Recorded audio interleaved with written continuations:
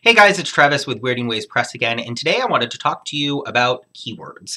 Why are keywords important? If you don't know, Amazon is nothing but a huge search engine. So imagine if you go to Google and you type in something that you're interested in, you get, several pages worth of search results that tell you different items you might be interested in, depending on the keyword that you entered. Amazon is the same exact way. So if you go to Amazon and you enter a keyword like fantasy books, it's going to pop up the most popular fantasy books for you.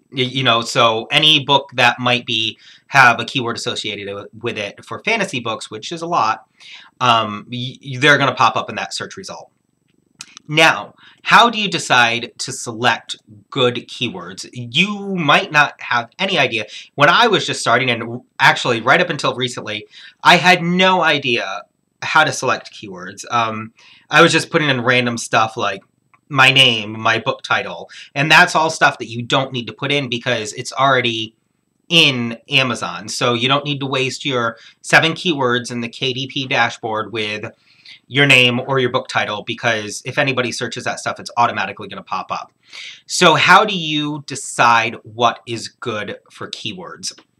There's a really useful tool, and it's called Google Adwords. Now, this is something where you can run ads, which I don't. Well, I did, but I've never had luck with. But we'll get to advertising in a later video. Google AdWords is essentially a place where you can run ads, but there's a really, really great tool available on the website, and it's called a keyword planner. So if you go to Google AdWords, and you can pause this video anytime you want, so you can do it right along. If you sign up for an AdWords account, once you get to your home screen, across the top, you will see the Google AdWords home, campaigns, opportunities, and tools. Of course, this might change depending on how late you're viewing the video.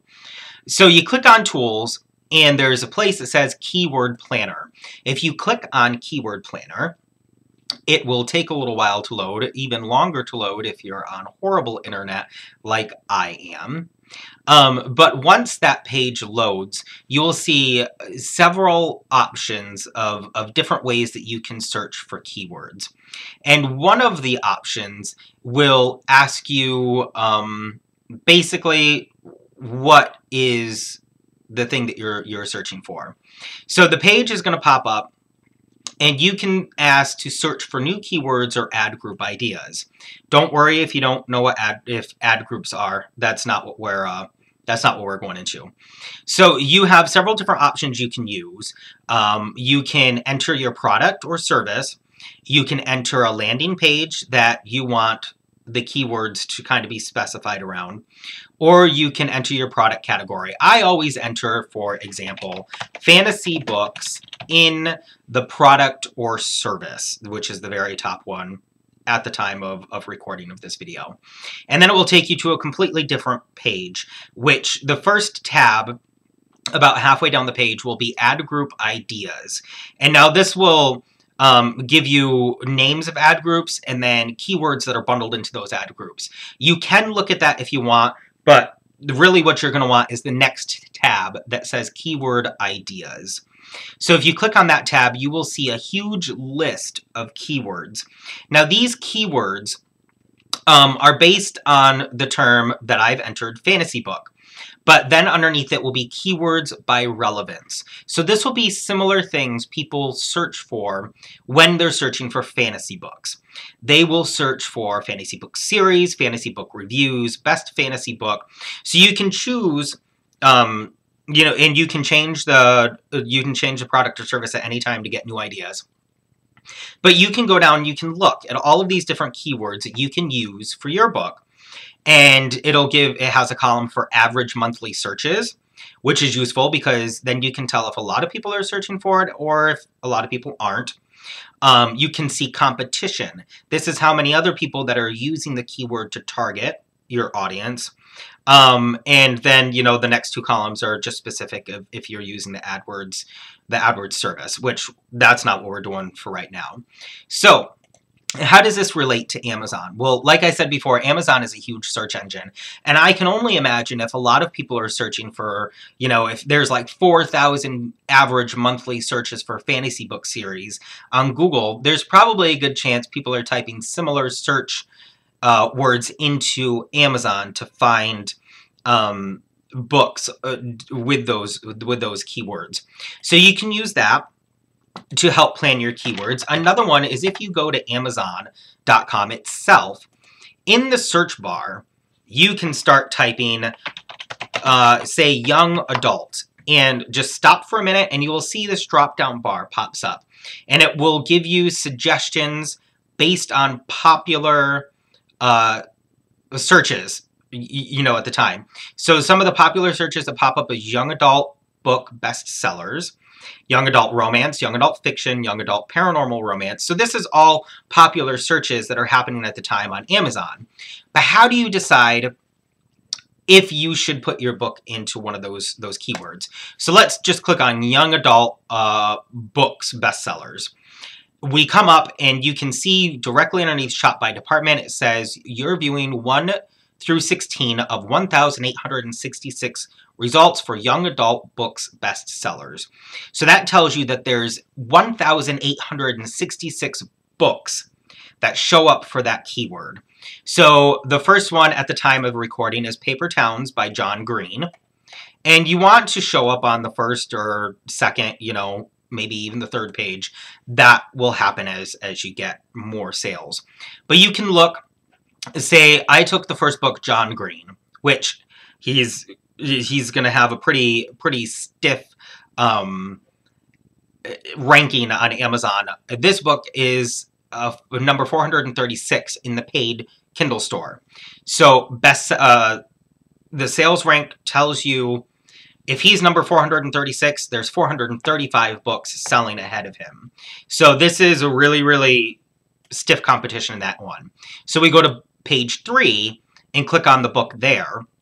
At the time of the recording, it was The Young Elites, and their sales rank was, let me get to it, they have a lot of stuff in their product description, 6,076, which isn't completely horrible to get. I can't tell you honestly what the average is, but I do know that I made 4,000 on one of my books by selling like 15 books that day. So, you could probably get above that sales rank. So now you determine there is just about 2,000 books using that, using a similar keyword to young adult bestsellers. And if you're a young adult bestseller, then you can use it. You obviously don't want to use a keyword that has nothing to do with your book. So you can look at the sales ranks of the different books throughout the keyword search to see what the competition's like. And you can also determine, based on how many books there, if you think that you'd be able to compete well. So you can go through and you can select 7 keywords to use for your keyword terms in the KDP dashboard. So now that we've selected 7 keywords, and this is going to take a while, I don't want, when I first started, I thought building product pages like this was just real quick and simple. And that's probably why I never did well with sales. Because product pages now, I understand, take a lot more time and effort than even writing the book. There's so much planning and research that goes into it. And it's something that you can change all the time. So now that we've selected the keywords, where should they go? Now, if you're writing nonfiction, this is a lot easier for you. And if you haven't had your cover done or anything like this, this is even better because you can put those keywords in your title. So say you've selected 7 keywords or 7 keyword terms, you can try to jam as many of those into the title as you can fit so that when they search, it'll be more apt to pull up you'll be more apt to show up higher up in the listing because you've got the words in your title. If you're writing fiction, it's a little bit harder because obviously a young adult bestseller books isn't really going to be anything you're going to put in your title. So where should your keywords go? Well, if you can put them in your title, then that would be a good place to put them. But if you're writing fiction, it's probably not feasible. But keywords don't just go in the dashboard's back end. It will also go into your product description. So you write your blurb for your readers. Don't write it for search engines. So if you can't fit young adult bestsellers into your blurb, then don't worry about putting it in there. What you will do is you can do like a little paragraph at the end. Like I have paragraphs at the end that say something like, Travis Simmons is known for such best-selling youth books as The Bonds of Blood, The Mirror of the Moon, and A Plague of Shadows. The Revenant Weird Saga is a sword and sorcery, young adult, dark fantasy series based loosely on Norse mythology with plenty of magic. Travis's high fantasy novels feature epic adventure with dwarves, elves, and fae. So my keywords, I tend to put in the very top line that starts off the product description and the very bottom paragraph, you know, that tells a little bit more about me and my books.